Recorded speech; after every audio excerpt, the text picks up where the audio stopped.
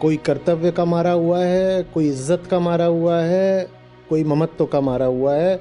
एक चीज पूछ सकता हूँ सर इसमें मैं? आप सारी पूछो। कोई कहीं रुके हो अभी तक? Sorry sir. किस बात की? तुम्हें कैसे पता है कि कौन सी बात सॉरी बोलने की है? चलो बोलो आगे। आपको सचमुच पता है कि कौन सी प्रॉब्लम्स आपकी हैं? आपको कैसे पता है कि जिसको आप अपनी प्रॉब्लम बोल रहे हो, पहली बात वो आपकी है और दूसरी बात बड़ी है?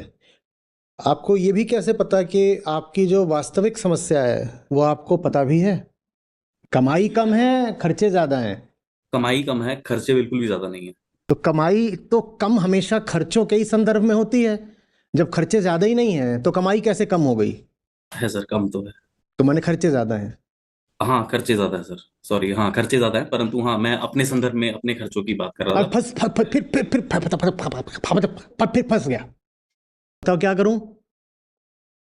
कब छोड़ना पड़ेगा? आपको कैसे पता कि आप जो खर्चे कर रहे हो वो आपको करने ही चाहिए? आपको ये भी कैसे पता कि आप जो खर्चे नहीं कर रहे हो वो आपको नहीं करने चाहिए? करंट स्थिति के हिसाब से शायद। अरे करंट स्थिति तो ये रही लो, फिर फंस गया मैं। अगर ये सचमुच मुझे स्थिति इतना दुख दे रही है, सचमुच सचमुच सचमुच, तो मैं इसे छोड़ूंगा ना। और अगर नहीं छोड़ना तो फिर मैं क्यों बोलूं कि दुख दे रही है? फिर तो मुझे इससे कुछ मिल रहा होगा तो पकड़ रखा है, तो फिर दुख है ही नहीं, तो मैं नाटक क्यों करूं कि दुख है? अब इसमें बढ़िया कुछ मीठा मीठा है। अच्छा सेब डला, अच्छा केला डला, आहा। जो एक तरफ तो मैं मजे ले रहा हूं और दूसरी तरफ बोलूं कि मैं फंस गया हूं। एक तरफ तो मिठास की चुस्कियां चल रही हैं जिंदगी में, आहा। क्या हम समझते भी हैं कि सचमुच हमारी स्थिति क्या है, या बहुत सारी बस मान्यताएं हैं कि ऐसा तो करना ही है, अब करो। अरे भाई हर जगह विकल्प है। नहीं तुम बंधक हो कि कुछ काम करने ही करने हैं। हर काम को ना करने का भी विकल्प है और हर काम को 100 गुना और ज्यादा करने का भी विकल्प है। पर मान्यता एक पटरी बिछा देती है कि इसी पटरी के बीच में चलना, ना इधर ना उधर, और फिर फंस जाते हो।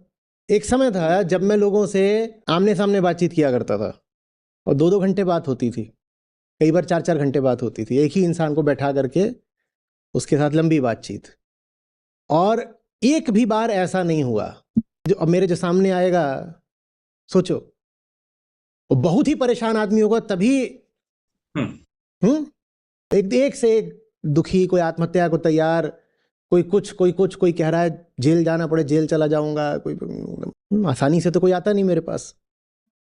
लेकिन हर मामले में बात एक ही निकलती थी, कुछ पकड़ कर बैठे हो जिसको अपने लिए जरूरी समझ रहे हो। जो तुम पकड़ करके बैठे हो वो तुम्हारे लिए जरूरी नहीं है। तुम्हें कुछ त्यागने को नहीं कहा जा रहा, तुम्हें देखने को कहा जा रहा है। क्योंकि तुम स्वयं को नहीं जानते, इसीलिए ये भी नहीं जानते कि जो तुमने पकड़ रखा है वो तुम्हारे किसी काम का नहीं है। हाँ, जो तुमने पकड़ रखा है उसको ढोने के लिए अब तुमको 1000 लानतें झेलनी पड़ती हैं। यही तुम्हारी परेशानी है। लोग आते थे, एकदम बारीक से बारीक बात में मुझे घुसना पड़ता था, रेशा रेशा खोलना पड़ता था। पूरी उनकी जन्म पत्री, पिछले 20 साल, आगे 10 साल की आशाएं, पत्नी ऐसी, बच्चा ऐसा, सास ऐसी, माँ ऐसी, बॉस ऐसा, व्यापार ऐसा, एक एक बात आती थी, उघाड़ी जाती थी। लोग झूठ बोल रहे होते थे, घुस घुस के उनसे सच्चाई निकलवानी पड़ती थी। पर अंत में निष्कर्ष हमेशा एक ही निकला, तुम खुद अपनी मुसीबत हो। कोई तुम्हारा दुश्मन नहीं है, किसी तुम स्थिति में फंसे नहीं हुए हो, तुम कुछ पकड़े हुए हो। हर जगह तुम्हारे पास विकल्प है, चुनाव है। कुछ भी आवश्यक या अनिवार्य नहीं है, सब बदला जा सकता है।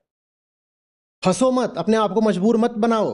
कर्तव्य, इज्जत, ममता, इस त्रिकोण में दुनिया की सारी समस्याएं समाई हुई हैं। कोई कर्तव्य का मारा हुआ है, कोई इज्जत का मारा हुआ है, कोई ममत्व का मारा हुआ है। पर इस त्रिकोण से बाहर कोई समस्या नहीं होती। जो कुछ भी मानते हो उसको कम से कम 5 मिनट के लिए परे रखना सीखो, और जो मानते हो उसको लिख लो अपने सामने। निष्पक्षता पैदा होती है। सच्चाई भीतर आए इतनी आसानी से बिलीफ मानती नहीं है, बिलीफ मरना नहीं चाहती। तो उसको कम से कम सस्पेंड करना सीखो 5 मिनट के लिए। वो दरवाज़ा ज़रा सा खुलना ज़रूरी है। वो थोड़ा सा भी खुलेगा ना तो बाहर की साफ हवा थोड़ी अंदर आएगी, थोड़ी रोशनी आएगी। खुद ही कहोगे ऐसे एकदम चौंक के, ये क्या है? मान्यता को बस 5 मिनट के लिए परे किया और कुछ नया हो गया, मुझे मुझे थोड़ा और चाहिए, फिर खुद ही कहोगे can I have a little more of it.